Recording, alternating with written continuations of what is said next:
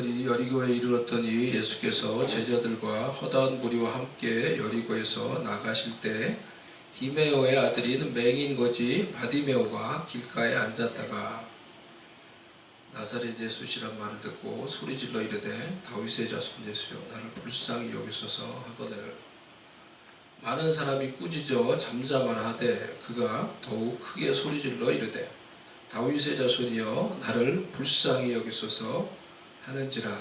여러분들 읽습니다. 시작. 예수께서 머물러 서서 그를 부르라 하시니 그들이 그 맹인을 부르며 이르되 안심하고 일어나라 그가 너를 부르신다 하매 맹인이 겉옷을 내버리고 뛰어 일어나 예수께 나아오거늘 예수께서 말씀하여 이르시되 내게 무엇을 하여 주기를 원하느냐. 맹인이 이르되 선생님이여 보기를 원하나이다. 같이 읽겠습니다.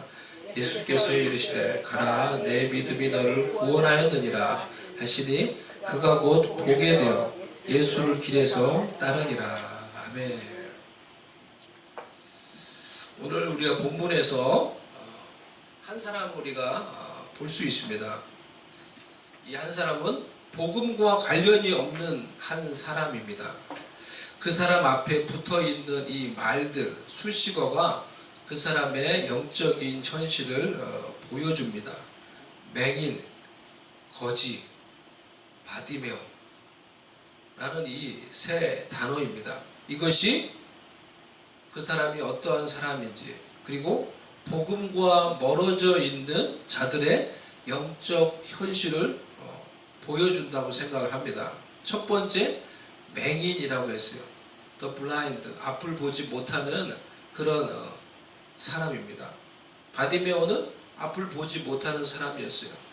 인생에서 가장 중요한 것, 가장 아름다운 것, 가장 찬란한 것을 보지 못하면서 살아가는 어떻게 보면 정말 불쌍한 인생이었어요. 그래서 우리가 그런 이야기 흔히 하죠. 그래서 여러 장애가 있지만은 어떤 장애가 제일 이제 어떻게 보면 어려운 장애인가, 보지 못하는 장애라고 이제 흔히 그렇게 말하죠. 보지 못하는, 아무것도 보지 못한다고 생각을 해보세요. 얼마나 큰 이제 어려움과 큰 장애가 되겠습니까? 얼마나 어떻게 보면 이제 정말 좀 이제 불쌍한 삶을 살아갈 수 있게 되는 거죠. 그래서 어떤 영상 같은 걸 이제 본 적이 있는데요. 이제 색을 전혀 이제 구별을 하지 못하는 이제 아주 이제 그 심한 생맹인 사람이 색을 구별하지 못하니까 세상을 제대로 보기가 어렵죠. 근데 그 사람한테 색깔을 정확하게 구별할 수 있는 그 안경을 만들어서 이제 딱 끼워줬을 때 그 사람이 그 안경을 끼고 세상을 다 바르게 보고 나서는 세상이 이렇게 아름다운지 이제 몰랐던 거죠. 세상이 이렇게 아름다운지 모르고 너무 감동해서 막 우는 모습을 영상에서 본 적이 있었습니다. 복음과 멀어져 있는 자들이 어떻게 보면 이와 같은 영적인 맹인인 것입니다.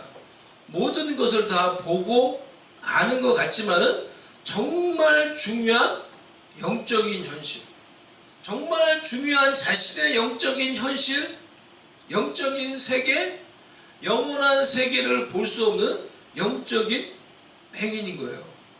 보이지 않는 영원한 세계, 영적인 현실이 어떤지,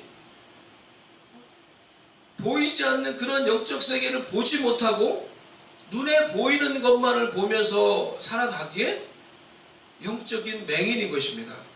인생에서 그러니까 가장 중요한 거, 눈에 보이는 것만 보고 보이지 않는 세계가 있는 건데 그것이 사실 더 중요한 건데 성경에서 말하기를 보이는 것은 보이지 않는 것으로 말미암았다. 보이는 것은 잠시지만은 보이지 않는 것은 영원한 것이라고 말했는데 그 보이지 않는 것을 알지 못하고 보지 못하며 살아가니까 영적인 맹인인 것이죠. 우리가 자동차 운전을 하면은 블라인드 스팟이라는 게 있죠. 블라인드 스팟. 그러니까 그것을 잘 알아야 돼요. 그것을 잘 모르면은 사고를 내게 되는 거죠. 블라인드 스팟이 뭡니까? 양쪽에 있는 이 백밀러 가운데, 백밀러 우리가 다 볼 때 이 옆에 이 뒤 라인을 볼 수가 있는 건데, 이 옆에 뒤 라인 중에 보이지 않는 부분이 있다는 거예요. 그게 그 백밀러에 보이지 않는 부분이 있다. 그게 블라인드 스팟이죠. 그 보이지 않는 부분이 어느 부분입니까? 정확하게 그 백밀러에 보이지 않는 부분이 자동차가 있으면 바로 조금 옆에 뒤에 그 부분이 보이지 않는 거예요. 바로 옆에 뒤에 부분이 보이지가 않아요. 그래서 블라인드 스팟이에요. 그래서 우리가 운전을 할 때 그것을 염두에 두지 않고 그냥 막 너무 바쁘게 운전을 하다 보면 그걸 또 잊어버릴 때가 있죠. 그래서 백밀러만 보고 그냥 차선을 바꾸려고 하다가 이 보이지 않는 블라인드 스팟 그 부분에 있었던 차 때문에 곤경을 당하는 경우가 있죠. 그렇게 사고를 내는 경우도 있고, 저는 사고를 내진 않았어요. 사고를 내진 않았는데, 그러니까 운전 습관이 중요해요. 운전을 천천히 해야 돼. 천천히 차선을 바꿀 때. 그래서 제가 우리 애들한테도 차선을 바꿀 때는 항상 천천히 바꿔야 된다. 그러니까 저도 이렇게, 근데 그 블라인드 스팟에 있는 차를 못 보는 경우가 있죠. 막 바빠서 뭐 딴 생각을 한다든지 그럴 때 신경을 못 쓰고. 근데 차선을 천천히 바꾸니까 옆에 있는 차가 보고 꽉 해요. 제가 차선을 바꾸려면 꽉 하고 그 소리 듣고 빨리 이제 재빠르게 돌아오죠. 다시 내가 지금 못 바꾸나 뭐를. 그리고 이제 다시 돌아오는 경우가 종종 몇 번 있었어요. 복음과 멀어져 있는 자들은 이런 영적인 블라인드 스팟을 가지고 있는 거예요. 육신적인 것에만 매여 있어서 그들이 보지 못하는 세계가 있다는 것입니다. 영적인 현실, 영적인 세계, 영원한 세계, 영이신 하나님의 존재, 하나님의 음성을 듣는 것. 이 모든 것들이 그들에게는 보이지 않는, 알 수 없는 영적인 블라인드 스팟 같은 거예요.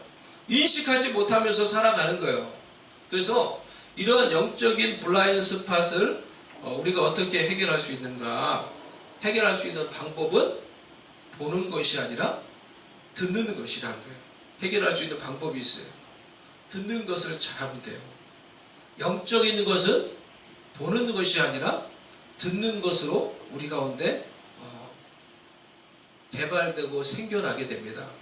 보는 것은, 우리가 이렇게 막 보는 것은 주로 우리의 육신적인 감각적인 것들을 채워주고요. 듣는 것을 통해서 우리는 영적인 세계를 알아갈 수 있게 돼요. 그래서 로마서 10장 17절 말씀에 그러므로 믿음은 들음에서 나며 들음은 그리스도의 말씀으로 말미암느니라 라고 말했습니다. 우리 속에서 어떻게 믿음이 생겨납니까? 지난주에 한 목사님 설교를 들으면서 이제 은혜를 받았는데요. 목사님 설교하면서 우리의 믿음 또한 하나님이 주신 선물이다. 그 말씀을 막 강조하면서 말하는데 그 말을 들으면서 은혜를 받았어요. 우리에게 있는 믿음도 정말 하나님 주신 선물이구나. 하나님의 은혜구나. 라는 것을 우리가 살면 살수록 경험을 하게 되죠. 알게 되죠. 우리가 사람들을 만나보면 알아요. 또 전도를 해보면 알아요. 누군가에게는 왜 이렇게 믿는 것이 이렇게 어려울까? 라는 그런 생각을 해보면 나는 근데 어떻게 믿게 되었을까?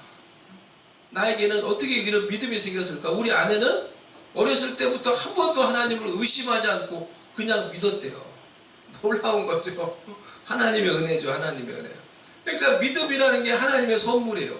하나님이 믿을 수 있는 그런 은혜를 주시고 선물을 주셔서 믿는 거예요. 근데 이 믿음도 어떻게 해서 생기는 거예요?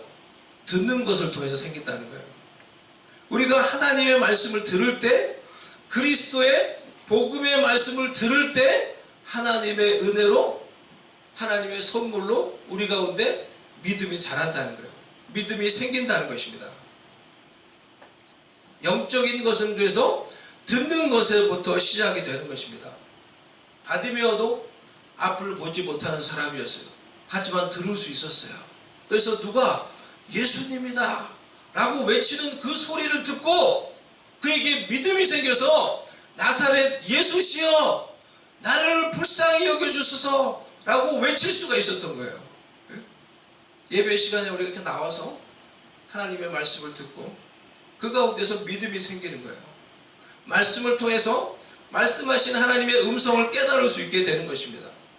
기도하며 잠잠히 하나님을 바라볼 때, 잠잠히 하나님의 임재 가운데서 하나님을 바라볼 때 우리 마음 가운데서 말씀하시는 하나님의 음성을 들을 수 있게 되고, 그럴 때 영이신 하나님과 우리가 교제할 수 있게 되는 것입니다. 더욱더 하나님을 알아갈 수 있게 되는 것입니다. 보는 것, 육신적인 것에만 매여 있는 사람들은 이 들음으로 영적인 세계를 알아가고 영이신 하나님과 교제하는 것을 잘 알지 못합니다.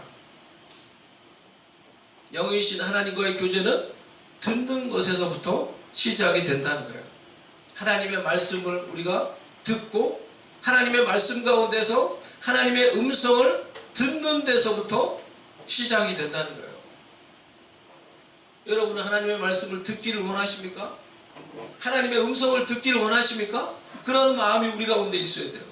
주여 말씀하시옵소서, 내가 듣겠습니다 라는 마음으로 하나님 앞에 나와서 하나님의 말씀을 듣고자, 하나님의 음성을 듣고자 할 때 우리가 하나님의 말씀을 들을 수 있게 돼요.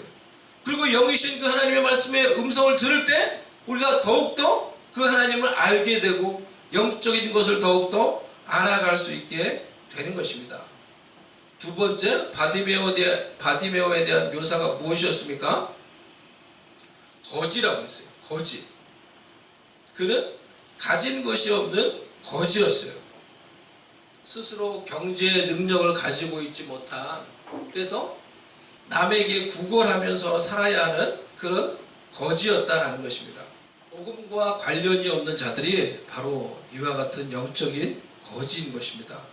영적으로 어떠한 능력과 권위도 가지고 있지 못하는 영적인 거지예요. 아무런 능력이 없는 거죠. 그렇기 때문에 어떻게 살아요? 두려움 속에서 살아가는 거예요. 우리가 미신을 의지하며 그냥 두려움 속에서 그냥 살아가는 거예요. 왜? 나한테 능력이 없기 때문에. 그것이 거지이죠. 나에게 영적인 권위가 없기 때문에. 그것이 영적인 거지이죠. 하나님이 에덴 동산을 창조하시고 아담과 하와를 창조하셨을 때, 그리고 그들에게 이 에덴 동산을 맡기셨을 때 하나님이 아담과 하와에게 어떤 영적인 권위를 주었는지 우리가 생각해 볼 필요가 있어요.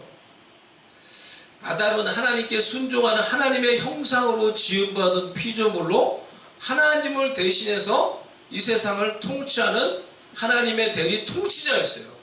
하나님을 대신해서 통치하는 통치자였어요.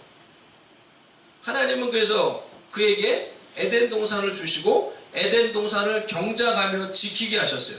세상의 모든 권위는 하나님이 세우신 대리 통치자인 아담에게 순종해야 했어요. 그것이 아담이 가지고 있었던 영적인 권위였어요. 아담은 하나님이 주시는 권위로 하나님의 복을 받고 하나님이 명령하사 세상을 다스리며 정복하라고 했어요. 네가 세상을 다스리며 세상을 정복하라고 했어요. 동물들도 하나님의 권위를 부여받은 이 아담에게 순종했어요. 그래서 아담이 부를 때 동물들이 다 아담 앞으로 오고 아담이 동물들의 이름을 지어줬습니다.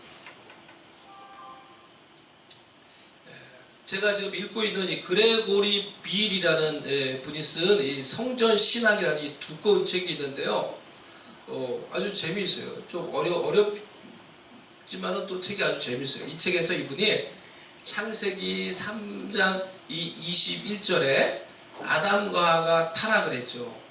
안타깝게도 타락을 하고, 근데 타락한 후에 하나님이 아담과 하와에게 무엇을 했습니까? 아담과 하와에게 무엇을 했어요?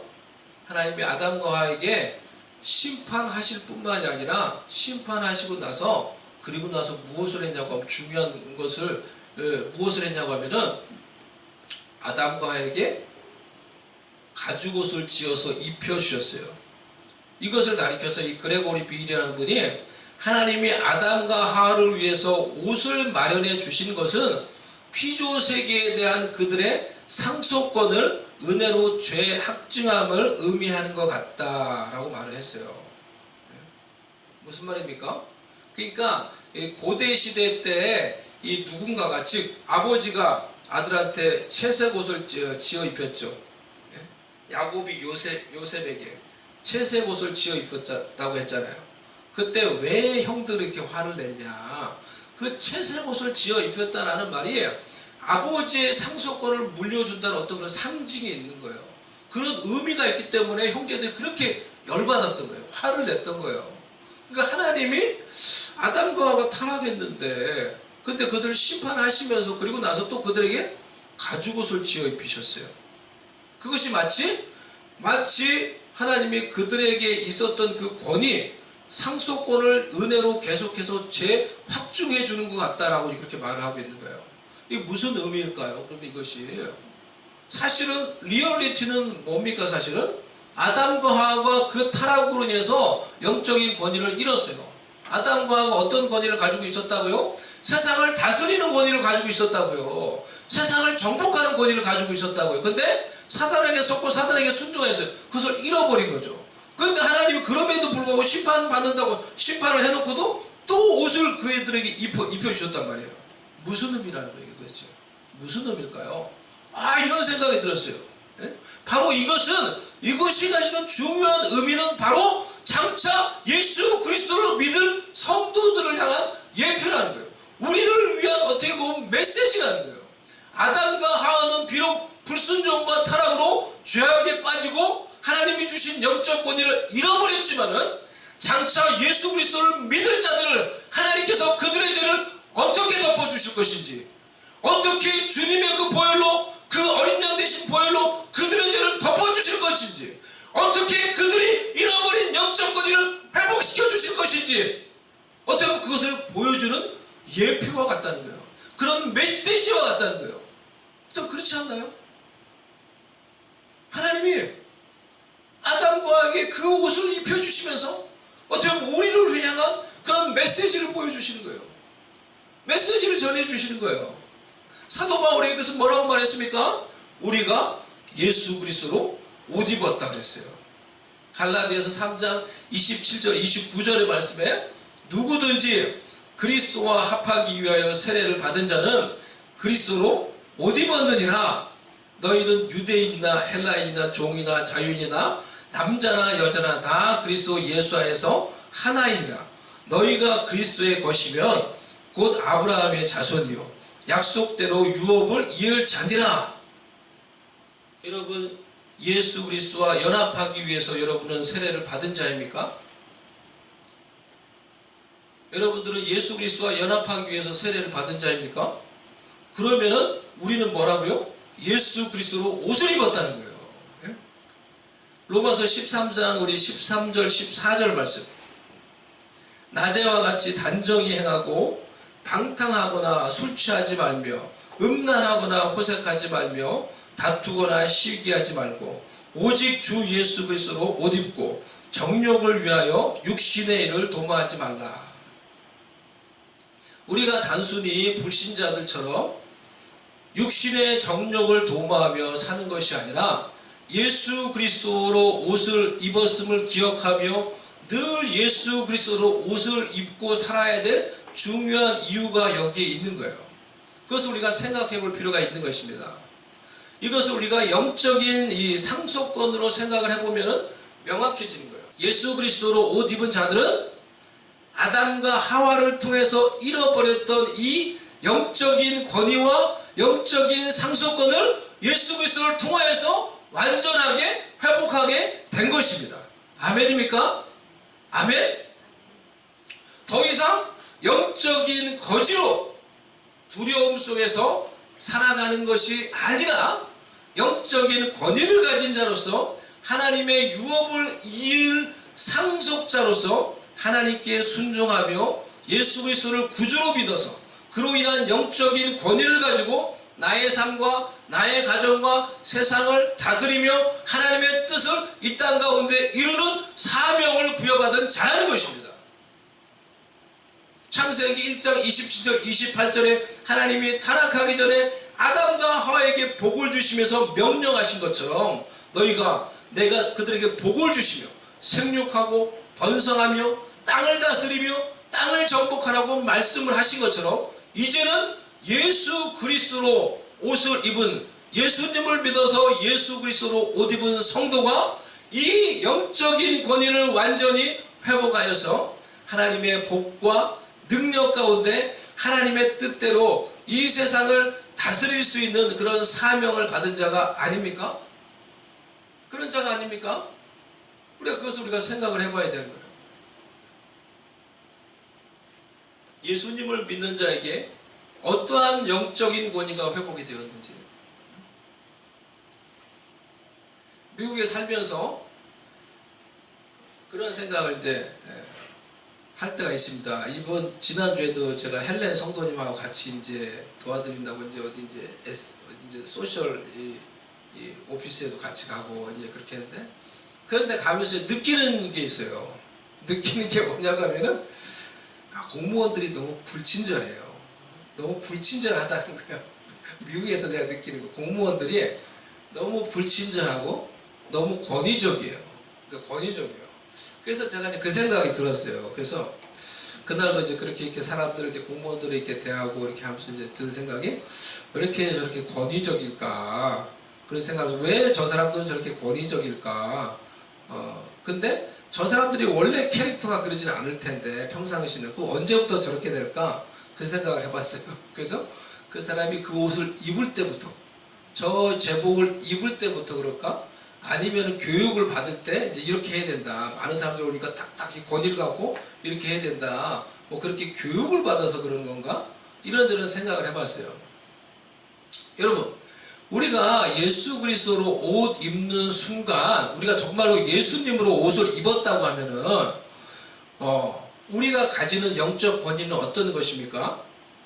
공무원이나 경찰이 권위를 가진다고 할 때 그 권위가 자신의 어떤 능력으로 권위를 갖는 것이 아니라 정부가 그들에게 부여해 준 그 권위를 갖는 것이죠.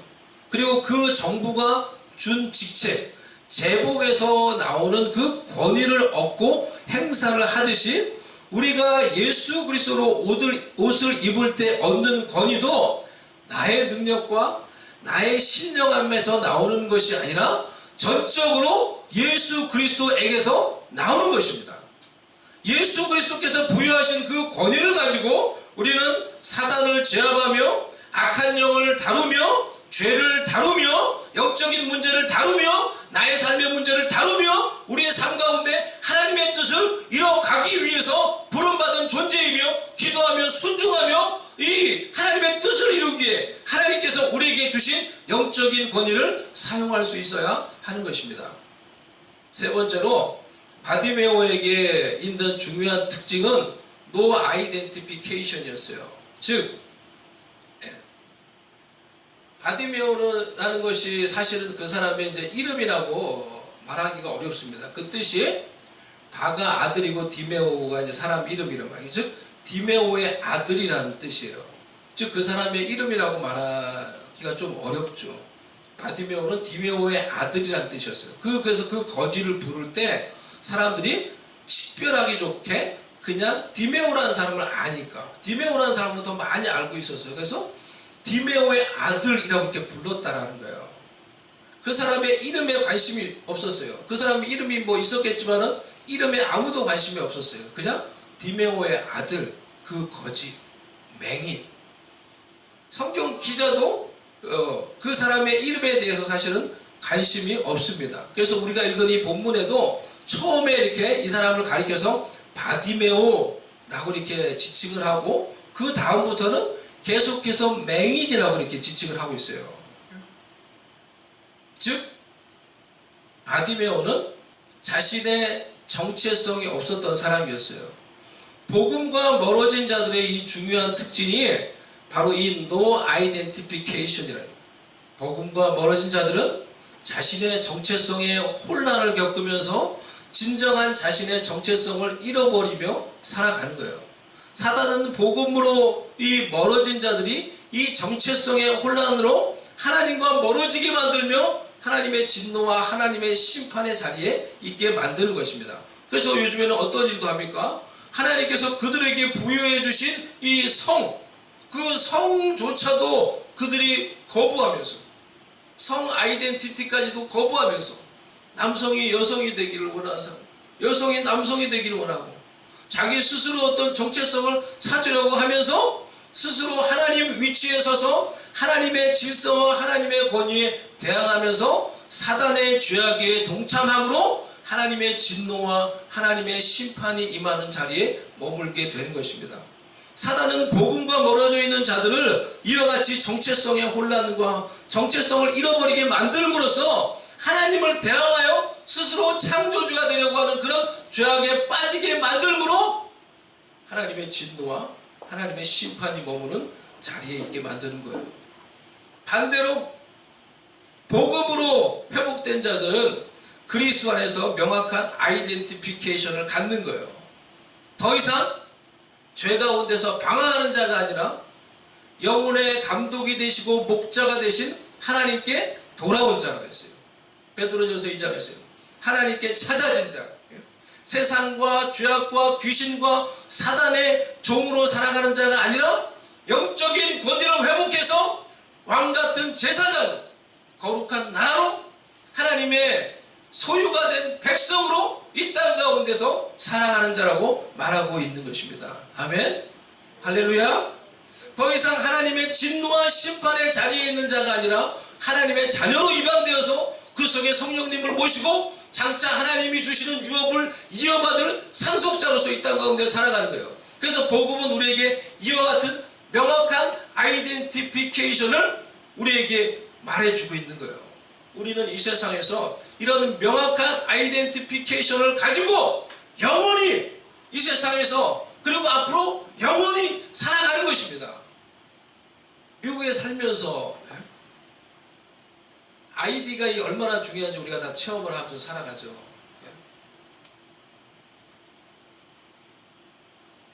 우리가 어떤 작은 일을 하려고 하더라도 항상 어떻게 돼요? 거기에 가면은, 우리가 가는 그곳에 가면은 제일 먼저 내야 되는 게 뭐예요? 아이디 먼저 내야 돼요. 무슨 일을 하려고 하든 다 아이디 거예요, 아이디.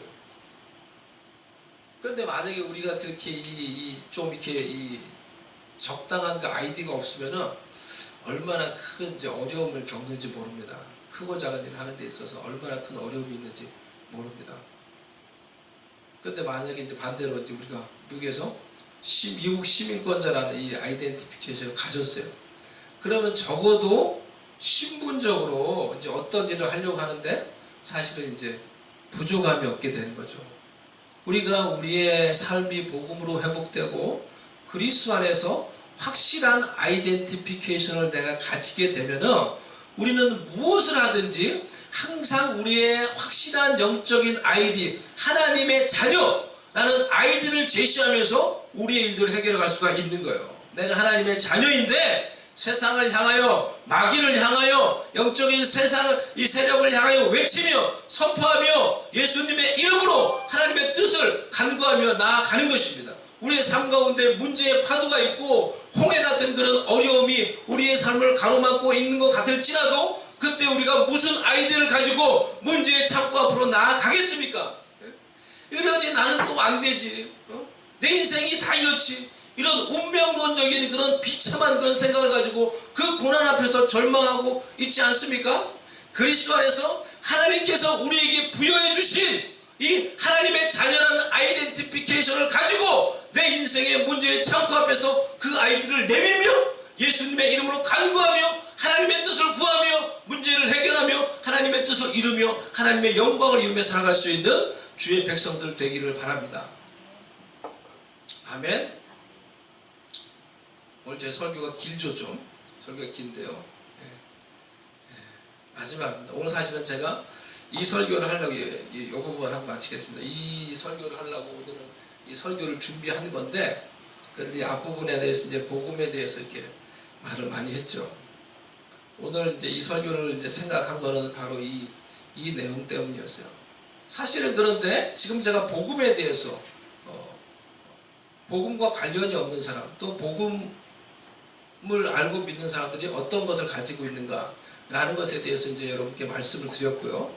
그런데 바디메오는 사실은 복음을 알지 못하는 자였어요. 그런데 그는 인간이 할 수 있는 가장 원초적인 기도를 통해서 예수님께 나아가 치유받고 구원을 받았어요. 그것이 뭐예요? 그것이 뭐예요? 다윗의 자손 예수요? 나를 불쌍히 여기소서. 사실 바디메오는 아무것도 몰랐어요. 뭣도 몰랐어요. 아무것도 몰랐어요. 복음이 뭔지 몰랐어요. 근데 이 짧은 외침으로 그는 예수님께 치유받고 구원의 은총을 받고 예수님을 따르는 자가 될 수가 있었어요. 이 말은 바디메오가 어떤 사람인지 우리가 다 살펴봤잖아요. 거지, 맹인, 이름도 모르는, 아이덴티피케이션이 없는. 근데 이 한마디로 예수님 나를 불쌍히 여겨주세요. 이 한마디로 그는 치유받고 구원을 받았어요.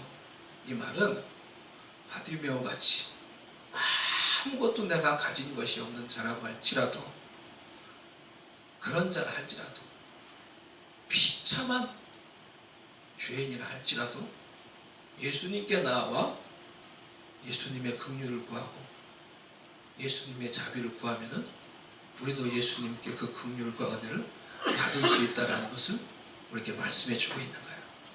내가 어떠한 죄인일지라도, 내가 지금 어떠한 공경 가운데 있다고 할지라도 예수님 저를 불쌍히 여겨주세요. 예수님 저를 긍휼히 여겨주세요. 예수님 저를 살려주세요. 우리가 이렇게 간절히 기도할 수 있으면은 예수님께서 우리에게 치유와 구원과 회복의 은총을 베풀어 주실 것입니다.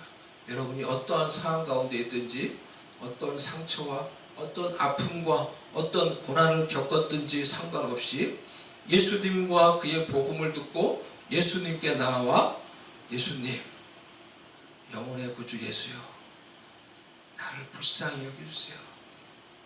나를 불쌍히 여겨주세요. 나를 긍휼히 여겨주세요 하고 우리의 진심으로 기도할 수 있으면 예수님께서 우리에게도 그 긍휼과 은혜와 치유와 구원의 은총을 베풀어 주실 것입니다. 여러분에게는 이 예수님을 향한 간절한 마음이 있습니까? 우리가 예수님께 그 긍휼을 받지 못한다고 하면은 우리 마음속에 그 예수님을 향한 간절한 마음이 없기 때문이에요. 이번 한 주간에 저와 여러분이 해야 될 기도가 있어요. 그거는 짧은 이 한마디 기도예요. 예수님, 영혼의 구주 예수여, 나를 불쌍히 여겨주세요. 한번 따라해 보겠습니다.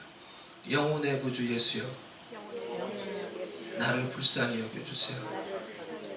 영혼의 구주 예수여, 나를 불쌍히 여겨주세요.